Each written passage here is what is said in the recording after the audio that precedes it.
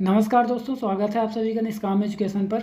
अभी हम सीजीपीएससी के प्रीवियस ईयर क्वेश्चंस कर रहे हैं, जिसमें आज का ये 18वां वीडियो है, जिसमें हम केवल छत्तीसगढ़ सामान्य अध्ययन से संबंधित एमसीक्यूज करेंगे। तो चलिए शुरू करते हैं, देखते हैं पहला क्वेश्चन क्या दिया गया है। पहला क्वेश्चन है, कहा जाता है कि नागवंशी शासक द्वारा छत्तीसगढ़ में मंदिर बनवाया गया था, उसका नाम क्या है। तो यहाँ पास भोरमदेव रेवंत मंदिर, शिव मंदिर या फिर बूढ़ा मंदिर। करेक्ट आंसर हो जाएगा ऑप्शन ए, भोरमदेव मंदिर बनवाया गया है। ठीक है, कवर्धा के फड़ी नागवंशी शासकों द्वारा। भोरमदेव मंदिर के अलावा जो अन्य स्थापत्य हैं, तो मड़वा महल बनवाया गया है, मड़वा महल, कवर्धा महल और छेरकी महल, याद रखिए। ठीक है, तो ये सारे स्थापत्य किसके द्वारा बनाए गए हैं, तो नागवंशी शासकों द्वारा निर्मित हैं। इसके बाद नेक्स्ट क्वेश्चन देखते हैं, कर्मा त्यौहार कौन मनाते हैं। तो कर्मा त्यौहार दो जनजातियां मनाती हैं, यहाँ पास तो उरांव करेक्ट आंसर हो जाएगा। ठीक है, ऑप्शन में उरांव है तो उरांव को ले लेंगे। इसके अलावा और भी जनजातियां हैं। ठीक है, कर्मा त्यौहार केवल उरांव जनजाति नहीं, इसके साथ ही क्या है, उरांव तो पहला है। ठीक, इसके बाद बैगा, बिंझवार, उरांव, बैगा, बिंझवार, गोंड, कंवर, मुंडा, कमार, पंडो, बिरहोर, ये सारी जनजातियां क्या मनाती हैं, कर्मा त्यौहार मनाती हैं। ठीक है, और उरांव कर्मा के साथ साथ एक और त्यौहार भी जो इसका प्रसिद्ध है, याद रखिए, सरहुल पर्व मनाते हैं। ठीक है, सरहुल पर्व भी मनाते हैं और नृत्य भी करते हैं, तो इसको याद रखिए। इसके बाद नेक्स्ट क्वेश्चन है, छत्तीसगढ़ में सोहर गीत कब गाते हैं। तो सोहर गीत गाया जाता है जन्मोत्सव के समय, ऑप्शन बी राइट आंसर है। इसके बाद अगला क्वेश्चन देखिए आप, प्रसिद्ध लक्ष्मण मंदिर छत्तीसगढ़ में कहाँ स्थित है। तो सिरपुर में स्थित है, ऑप्शन सी राइट आंसर है। ठीक है, सिरपुर महासमुंद में स्थित है। इसके बाद अगला क्वेश्चन है, पेद्दा कृषि करने वाली जनजाति कौन है। तो क्या उरांव है, भतरा, अबूझमाड़िया या फिर हल्बा। करेक्ट आंसर हो जाएगा अबूझमाड़िया पेद्दा कृषि करती है। पेद्दा कृषि कहाँ किया जाता है, तो पहाड़ की ढलान पर किया जाता है पेद्दा कृषि। और इसके अलावा अबूझमाड़िया एक और कृषि करती है, दिप्पी कृषि करती है अबूझमाड़िया जनजाति। यह कहाँ किया जाता है, तो समतल भूमि पर किया जाता है दिप्पी कृषि। इसके बाद अगला क्वेश्चन देखते हैं, गोदना गोदने का कार्य करने वाली जनजाति कौन है। तो गोदना गोदने का कार्य करती है ओझा जनजाति। ठीक है, ऑप्शन ए राइट आंसर हो जाएगा। ओझा के अलावा कंजर, बंजारा और बादी जाति की महिलाएं भी गोदना गोदने का कार्य करती हैं। इसके बाद अगला क्वेश्चन देखते हैं, भतरी बोली छत्तीसगढ़ में कहाँ बोली जाती है। क्या राजनांदगांव में, गरियाबंद, बस्तर या फिर जसपुर में। तो भतरी बोली जाती है बस्तर में, भतरा जनजाति के द्वारा, ऑप्शन सी राइट आंसर है। ठीक है, इसके बाद अगला क्वेश्चन देखते हैं। अगला क्वेश्चन है, छत्तीसगढ़ राज्य आपदा प्रबंधन प्राधिकरण की स्थापना कब हुई थी। करेक्ट आंसर हो जाएगा ऑप्शन डी, 2007 में हुई थी। स्थापना कब हुई थी, 1 अगस्त 2007 को, और इसका अध्यक्ष मुख्यमंत्री होता है, याद रखेंगे, मुख्यमंत्री इस प्राधिकरण का अध्यक्ष होता है। इसके बाद नेक्स्ट क्वेश्चन है, छत्तीसगढ़ में 1910 तक की घटनाओं अथवा संस्थाओं को उनके वर्ष से सुमेलित कीजिए बोला गया है। तो यहाँ पास देखिए, मध्य प्रांत का राजनीतिक परिषद का तृतीय अधिवेशन बोला गया है, मध्य प्रांत राजनीतिक परिषद का तृतीय अधिवेशन। तो ये कब हुआ, 1907 में। तो 1907, ए का 1907 सबसे पहले आ गया यहाँ पास 2। फिर समित्र मंडल की स्थापना, तो समित्र मंडल की स्थापना की गई 1906 में पंडित सुंदरलाल शर्मा द्वारा। तो यहाँ पास 2 के बाद आ गया 3। फिर सरस्वती पुस्तकालय की स्थापना, तो 1909। ठीक है, 1909 हो जाएगा यहाँ पास, 2, 3, फिर 4। फिर पंडित माधवराव सप्रे की गिरफ्तारी 1908। तो 1, 2, 3, 4 और 1, देखते हैं ऑप्शन कौन सा हो जाएगा यहाँ पास, ऑप्शन सी राइट आंसर है। इसके बाद अगला क्वेश्चन देखिए, छत्तीसगढ़ कृषि जनगणना 2010-11 के अनुसार आकार के आधार पर परिचालन जोत को कितनी श्रेणियों में बांटा गया है। तो 5 श्रेणियों में बांटा गया है, याद रखेंगे। एक होता है वृहद। ठीक है, वृहद जोत को, इसकी जो माप होती है 10 हेक्टेयर से अधिक का जो क्षेत्रफल वाला कृषि जोत होगा, उसे हम क्या बोलेंगे, वृहद जोत बोलेंगे। जबकि मध्यम किसे बोलेंगे, मध्यम, दूसरा है मध्यम, ये 4 से 10 हेक्टेयर के बीच में जो कृषि जोत होगा उसे बोलेंगे क्या, मध्यम जोत। उसके बाद अर्ध मध्यम, अर्ध मध्यम, ये हो जाएगा आपका 2 से 4। फिर लघु जोत किसे बोलेंगे, जो 1 से 2 हेक्टेयर होगा। उसके बाद बोलेंगे सीमांत जोत। सीमांत क्या हो जाएगा आपका 0 से 1 हेक्टेयर का क्षेत्रफल। तो ये 5 परिचालन जोत में बांटा गया है। इसके बाद नेक्स्ट क्वेश्चन देखते हैं, गड़िया पहाड़ छत्तीसगढ़ के किस भौतिक विभाग में अवस्थित है या किस भौतिक प्रदेश में स्थित है। तो गड़िया पहाड़ देखिए कांकेर जिले में स्थित है। कांकेर जिले में स्थित है, तो ऑप्शन यहाँ पास कौन सा करेक्ट हो जाएगा, दंडकारण्य का पठार। इसके बाद अगला क्वेश्चन देखिए, छत्तीसगढ़ में पाई जाने वाली लाल पीली मिट्टी का स्थानीय नाम क्या है। तो क्या भाठा, टिकरा, डोरसा या मटासी। तो लाल पीली मिट्टी को मटासी मिट्टी बोलते हैं, ठीक है। लाल पीली मिट्टी को मटासी मिट्टी बोला जाता है।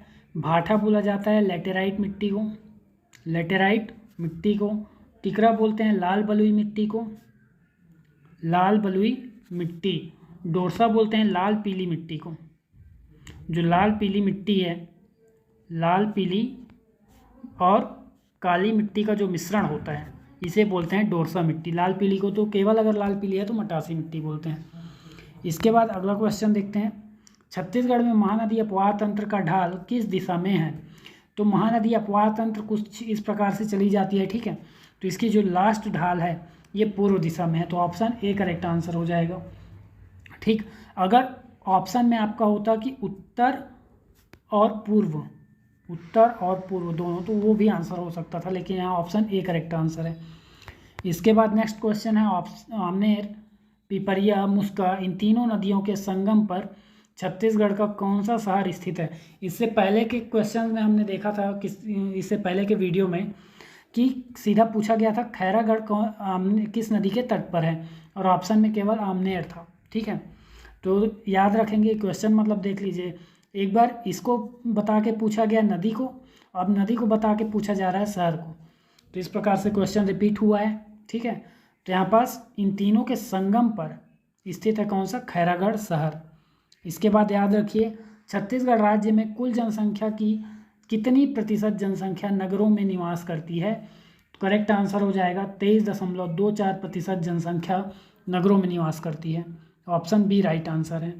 इसके बाद अगला क्वेश्चन देखते हैं, छत्तीसगढ़ में कोयला किस युग की चट्टानों में मिलता है। तो गोंडवाना युग की चट्टानों में प्राप्त होता है क्या, कोयला। ऑप्शन ए राइट आंसर है, ठीक है। गोंडवाना में क्या मिलता है, कोयला। धारवाड़ में लोहा और टीन मिलते हैं, और सबसे ज़्यादा खनिज किस में पाए जाते हैं, तो धारवाड़ क्रम की चट्टानों में या धारवाड़ युग की चट्टानों में पाए जाते हैं। कडप्पा से चूना पत्थर मिलता है, डोलोमाइट प्राप्त होता है, ठीक है।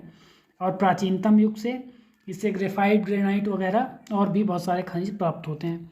इसके बाद मिनी माता जल विद्युत परियोजना का उत्पादन क्षमता कितनी है। इसकी उत्पादन क्षमता पूछा गया है किसका, मिनी माता जल विद्युत परियोजना, मिनी माता या फिर हसदेव बांगो जल विद्युत परियोजना। तो इसकी उत्पादन क्षमता है 120 मेगावाट, ठीक है। 40 मेगावाट की 3 यूनिट्स हैं, तो 120 megawatt, option B right answer है। इसके बाद नेक्स्ट क्वेश्चन देखते हैं, छत्तीसगढ़ रामायण शोध ग्रंथ पुस्तक के लेखक कौन है। तो छत्तीसगढ़ी रामायण एक तो पंडित सुंदरलाल शर्मा जी ने भी लिखा है, ठीक है। पंडित सुंदरलाल शर्मा ने भी लिखा है छत्तीसगढ़ी रामायण। इनका ये काव्य ग्रंथ है, ठीक है। इनका क्या है, काव्य ग्रंथ है। शोध ग्रंथ लिखा है मन्नूलाल यदू ने, ऑप्शन सी करेक्ट आंसर है, ठीक है। मन्नूलाल यदू ने लिखा है। हेमनाथ यदू भी छत्तीसगढ़ रामायण से संबंधित है। इनका कुछ इस प्रकार से लिखेंगे, छत्तीसगढ़ रामायण, ठीक है। छत्तीसगढ़ रामायण ये हो जाएगा हेमनाथ यदू का। और बाबू रेवाराम ये भी रामायण से संबंधित है, ठीक है। बाबू रेवाराम, इन्होंने क्या लिखा है, राम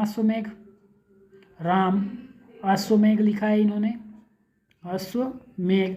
और इसके साथ ही इन्होंने क्या लिखा है, सार रामायण दीपिका, सार रामायण दीपिका इनकी रचना है, ठीक है। और पंडित सुंदरलाल शर्मा का तो इसी नाम से, छत्तीसगढ़ी रामायण के नाम से ही इनका काव्य ग्रंथ है, इसीलिए यहाँ पास कोष्टक में शोध ग्रंथ पूछा गया है, ठीक है। क्वेश्चन सेम टू सेम ऐसा ही है जो आया हुआ है पीएससी में। इसके बाद अगला क्वेश्चन देखते हैं। अगला क्वेश्चन है, मोला गुरु बनाई लेते, ठीक है। मोला गुरु बनाई लेते छत्तीसगढ़ी प्रहसन किसकी रचना है। तो doctor Narendra Dev Verma, option B right answer हो जाएगा, नरेंद्र देव वर्मा। ठीक है। इन्हें कातिब रायपुरी भी बोला जाता है, कातिब रायपुरी, रायपुरी ये भी इनका उपनाम है।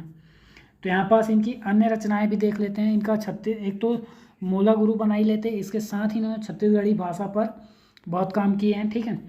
इनकी रचना है छत्तीसगढ़ी भाषा का विकास, छत्तीसगढ़ी भाषा का उद्विकास, छत्तीसगढ़ी भाषा का उद्विकास याद रखेंगे, छत्तीसगढ़ी गीति गुच्छ। इसके बाद अपूर्वा, सुबह की तलाश, सुबह की तलाश किसकी रचना है? तो नरेंद्र देव वर्मा। सोनहा बिहान,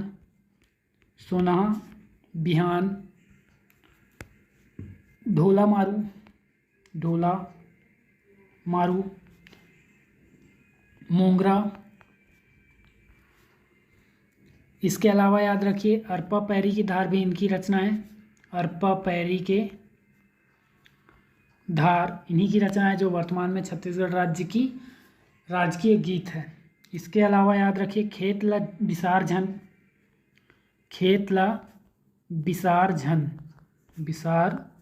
झन ये भी इनकी रचना है। दुनिया अठवारी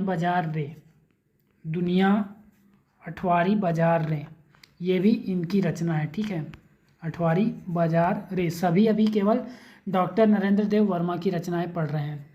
और इसके बाद याद रखिए विवेक ज्योति पत्रिका का भी इन्होंने संपादन किया था, विवेक ज्योति पत्रिका का भी संपादन इन्होंने किया था। इसी के साथ इनकी सारी रचनाएं हमने देख ली। इसके बाद अगला क्वेश्चन देखते हैं, लास्ट है आज का। छेरछेरा कब मनाया जाता है?